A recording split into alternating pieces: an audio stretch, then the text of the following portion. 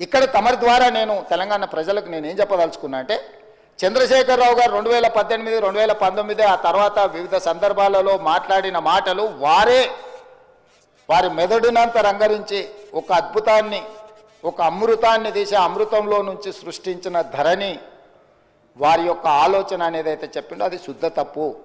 2010 సంవత్సరంలోనే IL&FS company ఈ విధానాన్ని ఒరిస్సా ప్రభుత్వానికి చేరవేస్తే ఒరిస్సా ప్రభుత్వం వాళ్ళ కాంట్రాక్ట్ ఇస్తే 4 సంవత్సరాలు నిర్వహించిన తర్వాత క్యాగ్ నివేదిక 100% తప్పు పట్టింది.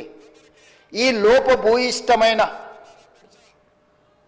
ఏమాత్రం ప్రజలకు ఉపయోగపడని ఈ సాంకేతిక నైపుణ్యాన్ని ఎందుకు తెలంగాణ రాష్ట్ర ప్రజల నెత్తి మీద చంద్రశేఖరరావు గారు రుద్దినరో ఇప్పుడు మనం ఆలోచన చేయాలి. అంటే ఒక రాష్ట్రము 4 సంవత్సరాలు ఈ ప్రయోగం చేసి ప్రయోగం ద్వారా సత్ఫలితాలు సాధించకపోను దీనివల్ల ప్రయోజనం లేదని కేంద్ర ప్రభుత్వ రంగ సంస్థ అయిన క్యాగ్ కాంప్ట్రోలర్ ఆడిటర్ జనరల్ తప్పు పట్టిన తర్వాత కూడా చంద్రశేఖరరావు గారు దీన్ని ఎందుకు తెలంగాణ ప్రజల నెత్తి మీద రుద్దిండో తెలంగాణ ప్రజలకు చెప్పవలసిన బాధ్యత ఈ రాష్ట్ర ముఖ్యమంత్రిగా నా మీద ఉన్నది. అధ్యక్ష ఈ IL&FS కంపెనీ గురించి కొంచెం చర్చించుకోవాలంటే కొంచెం వెనక్కి వెళ్ళాలి అధ్యక్ష. 2011కి వెళ్ళాలి మనం. 2011లో సత్యం కంప్యూటర్ రిలేటెడ్ మేటాస్ అనే సంస్థ సత్యం రామలింగరాజు గారు ఆనాడు దేశాన్నే కాదు ప్రపంచాన్నే తప్పుదోవ పట్టించి ప్రపంచం ముందు భారతదేశం యొక్క సంస్థలు మోసాలు చేస్తాయని ఏదైతే కేసు వచ్చిందో 2011 సంవత్సరంలో మన పరువు ప్రతిష్టను మంటగలిపిన సత్యం కంప్యూటర్స్ మేటాస్ ఈ సంస్థలన్నీ కూడా ఆ రోజు రామలింగరాజు గారి కేసులో ఇరుక్కొని జైలుకు పోయి ఆ సంస్థలన్నిటిని కూడా దివాలా తీస పరిస్థితిలో నుంచి ఈ మేటాస్ అనే సంస్థని IL&FS సేకరించింది అధ్యక్ష. సత్యం రామలింగరాజుకు సంబంధించిన సంస్థల్ని IL&FS అనే సంస్థ 2011 సంవత్సరంలో క్రిమినల్ కేసెస్లో ఇరుక్కొని అందులో ఉన్న సంస్థల్ని IL&FS సంస్థ సేకరించింది. సత్యం రామలింగరాజు గారి కుమారుడు తేజరాజు గారికి సంబంధించిన సంస్థలు IL&FS సేకరించి ఆ రోజు వాళ్ళిద్దరికీ ఒక అనుబంధం ఏర్పడ్డది అధ్యక్ష. ఆ అనుబంధంతో కొనసాగింపులో భాగంగా 2018 సంవత్సరంలో IL&FS సంస్థ గాదే శ్రీధర్ రాజుకు సంబంధించిన ఇంకొక సంస్థ వీళ్ళందరూ జాయింట్ వెంచర్ కింద తెలంగాణ రాష్ట్రం ఇద్దామనుకున్న ధరణి పోర్టల్ టెండర్లో భాగస్వామ్యం తీసుకున్నారు అధ్యక్ష. 2018 సంవత్సరంలో తెలంగాణ రాష్ట్ర ప్రభుత్వం portal development and maintenance and control కోసం 2018లో టెండర్ పిలిచింది అధ్యక్ష.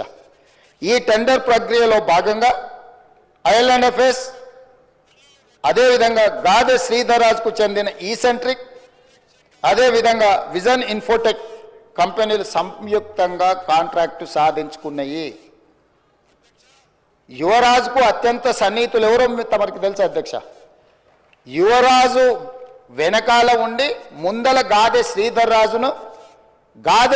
రాజు వెనకాల సత్యం మేటాస్ కంపెనీలను చేపట్టిన IL&FS సంస్థను ముందలబెట్టి టెండర్లో భాగస్వామ్యం చేసి ఆ పని దక్కించుకున్నారు అధ్యక్ష.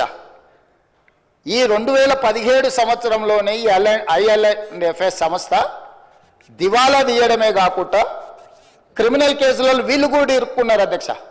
2011లో సత్యం కంప్యూటర్స్ కానీ మేటా సంస్థలు కానీ క్రిమినల్ కేసులలో ఇరుక్కొని జైలుకు పోయిన తర్వాత ఆ సంస్థల్ని సేకరించిన IL&FS కూడా 2017లో ఇదే రకమైన కుంభకోణాలలో ఇరుక్కొని ఆ కంపెనీకి సంబంధించిన MD రమేష్ బావా ఆయన జైలుకు పోయిండు, హరిశంకరన్ వైస్ చైర్మన్ ఈయన జైలుకు పోయిండు, రవి పార్థసారథి మాజీ చైర్మన్ ఆయన జైలుకు పోయిండు, రామ్చంద్ కరుణాకర్ అనే డైరెక్టర్ వీళ్ళందరూ కూడా వేలాది కోట్ల రూపాయల కుంభకోణాలకు పాల్పడి ఆ కుంభకోణాలు అన్నీ కూడా దొరికిపోయి వీళ్ళందరూ జైలుకు పోయినారు అధ్యక్ష.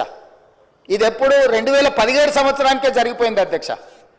ఎప్పుడు కూడా రాష్ట్ర ప్రభుత్వాలు, కేంద్ర ప్రభుత్వాలు ఏదైనా ఒక సంస్థ క్రిమినల్ నేరాలలో పాల్గొని, ఆర్థిక నేరాలలో పాల్గొని జైలు శిక్షలో లేకపోతే ఆ సంస్థల మీద ఆరోపణలు ఉన్నప్పుడు ఆ సంస్థలను టెండర్లలో పాల్గొనకుండా నిషేధించే విధానం మన రాష్ట్రంలో, మన దేశంలో కొనసాగుతుంది. అయినా తెలంగాణ రాష్ట్ర ప్రభుత్వం, చంద్రశేఖరరావు గారి ప్రభుత్వము ఈ IL&FSను లేకపోతే ఈ సెంట్రిక్ లేదా విజన్ ఇన్ఫోటెక్ ఏదైతే జాయింట్ వెంచర్తో టెండర్ వేసిందో వీళ్ళని నిషేధించలేదు అధ్యక్ష. వీళ్ళకి టెండర్ కట్టబెట్టి ఈరోజు తెలంగాణ రాష్ట్రంలో ఉండే 1,52,00,000 ఎకరాలకు సంబంధించిన లక్షలాది మంది రైతుల యొక్క భూముల వివరాలను రిజిస్ట్రేషన్లు చేయడము, డాక్యుమెంట్లు చేయడము, రికార్డులు మెయింటైన్ చేయడము, అన్ని రకాల బాధ్యతలను కంప్లీట్గా ఈ సంస్థకు అప్పచెప్పారు అధ్యక్ష.